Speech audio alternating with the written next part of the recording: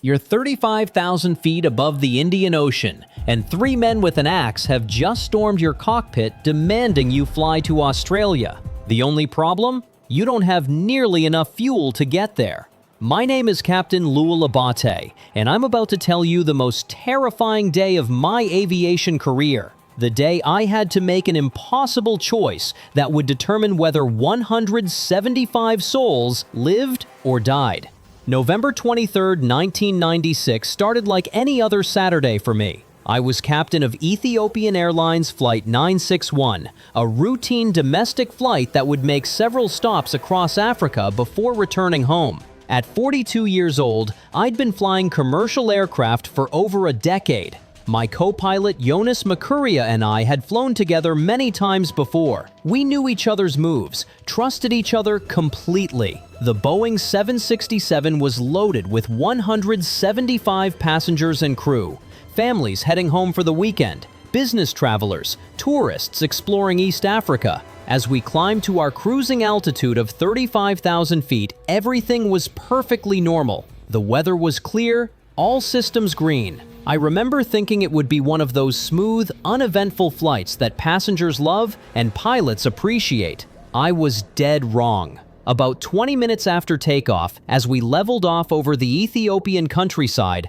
I heard commotion from the main cabin, shouting, passengers crying out in alarm. Then suddenly my cockpit door burst open. Three men rushed in. Later I learned their names were Almaz Balene, Matthias Solomon, and Sultan Ali. They weren't large men, but they moved with desperate urgency. Before Jonas or I could react, one of them grabbed the emergency axe from its mount on the cockpit wall. "We have a bomb!" the leader screamed in accented English, waving what looked like a bottle. "Fly to Australia or we kill everyone!" My heart hammered against my ribs, but my training kicked in. Stay calm. Assess the situation. Protect your passengers above all else. These men seemed terrified themselves, their eyes wild, hands shaking. That made them even more dangerous. They forced Jonas out of his seat at axe point, shoving him roughly into the passenger cabin. One hijacker took the co-pilot's position while the other two positioned themselves behind me. I could feel the cold metal of the axe blade against my neck. "Australia," the man beside me repeated. "Fly there now." I tried to explain as calmly as possible. "Sir, we don't have enough fuel for Australia. That's a 6-hour flight. We only have fuel for maybe 2.5 hours total." They didn't believe me. They thought I was lying, trying to trick them. The man with the axe pressed it harder against my shoulder. "You lie. Fly to Australia." I had to try a different approach. "Okay, let me contact air traffic control. I need clearance to change our flight path." I keyed my radio. "Addis Control, this is Ethiopian 961. We've been hijacked. 3 individuals are demanding we divert to Australia, but we have insufficient fuel." The controller's voice crackled back. "Ethiopian 961, confirm hijack situation. You cannot reach Australia with current fuel load." I put the radio on speaker so the hijackers could hear. The air traffic controller patiently explained that Australia was over 3,000 miles away. We'd need at least 6 hours of flying time. Our Boeing 767 simply couldn't make it, but these men were beyond reason. They'd planned this poorly, if at all. They demanded I stop communicating with ground control and turn the aircraft southeast toward Australia immediately. I faced an impossible choice: follow their demands and guarantee we'd crash in the middle of the Indian Ocean when we ran out of fuel, or try to deceive them and hope for a miracle. I chose deception. Instead of turning directly toward Australia, I subtly adjusted our heading to follow the East African coastline southward. My plan was simple but desperate: stay near land as long as possible. When we inevitably ran out of fuel, maybe we'd be close enough to an airport to attempt an emergency landing. For over an hour, this worked. The hijackers weren't pilots. They couldn't read our instruments or navigation displays. They saw us flying southeast and assumed we were heading to Australia. I pulled out my flight atlas, pretending to check our course. As I flipped through the pages, my eyes landed on the Comoros Islands, a small archipelago between Madagascar and mainland Africa.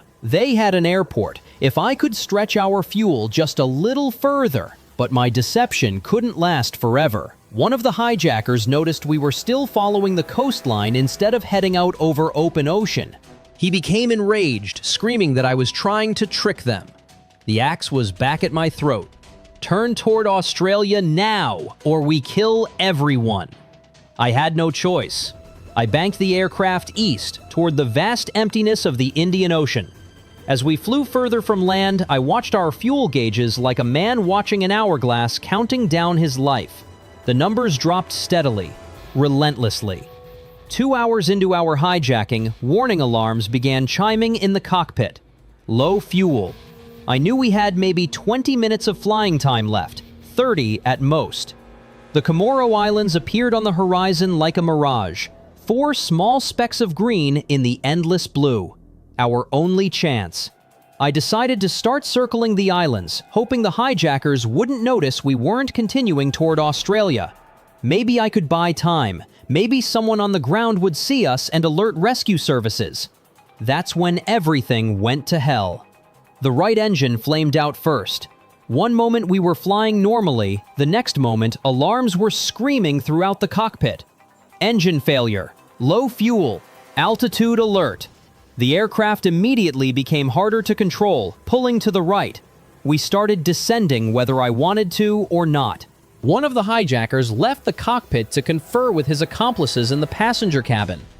This was my only chance to warn the passengers. I grabbed the PA microphone. "Ladies and gentlemen, this is your captain. We have run out of fuel and are experiencing engine failure. Prepare for emergency water landing. Put on your life vests immediately." The hijackers heard this and went ballistic. They stormed back into the cockpit, ripping the microphone from my hands. One of them started randomly pushing buttons and grabbing at the controls. I had to physically fight him off while trying to fly a dying airplane. Then, the left engine quit. Complete engine failure at 35,000 feet. We were now flying a 150-ton glider with 175 people aboard, descending at over 1,000 feet per minute. In the struggle with the hijackers, I'd lost sight of the Comoros Islands. All I could see was ocean in every direction. The electrical systems were failing one by one as our emergency power dwindled. I managed to convince the hijackers to let Jonas back into the cockpit. If we were going to have any chance at all, I needed my co-pilot. "Water landing," I told him quietly. "It's our only option." Water landings are barely survivable under the best circumstances. We were coming in way too fast, with no power, limited control authority, and massive waves below us. But it was attempt the impossible or guarantee everyone died. I got back on the PA. "This is your captain. We will be landing in water. Put on life vests, assume crash positions, and prepare for impact." As we descended through 1,000 feet, I could see tourists on a nearby beach pointing at us. Some had cameras. I remember thinking, they're about to watch 175 people die. The ocean rushed up at us. I pulled back on the controls with everything I had, trying to flare the aircraft, to slow our descent rate just a few precious feet per second. At the last moment, a massive wave caught our left wing. The impact was like being inside an explosion. Metal screaming, water rushing in, the world turning upside down. The aircraft broke apart on impact. The fuselage snapped in 3 pieces. When I came to, I was hanging upside down in my harness, ice-cold seawater rising around my chest. Jonas was unconscious beside me, blood running from a gash on his forehead. I cut us both free, and we swam up through the flooded cockpit. When we broke the surface, I saw something that will haunt me forever. Pieces of our aircraft scattered across the water, some passengers clinging to debris, others floating motionless. Of the 175 people on board Ethiopian Airlines Flight 961, only 50 survived. Among the dead were entire families, including children. The 3 hijackers also perished in the crash. People often ask me if I blame myself for those deaths. The answer is complicated. Every pilot second-guesses their decisions in a crisis.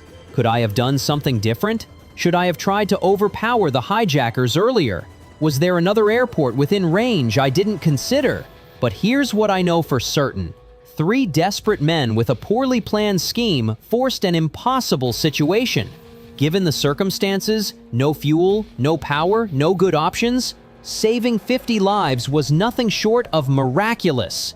The Comoros water landing became a case study in aviation schools worldwide, not because it was perfect, but because it proved that even in the most hopeless situations, skilled pilots can still make a difference. I still fly today, though I'll never forget November 23, 1996. Every time I walk through a cockpit door, I'm reminded that we're not just operating machines, we're responsible for precious human lives. And sometimes, that responsibility means making impossible choices with no guarantee of success. This hijacking changed aviation security forever and taught us valuable lessons about crisis management under extreme pressure. If you found this story compelling, I'd appreciate if you'd like and subscribe. What would you have done in this situation?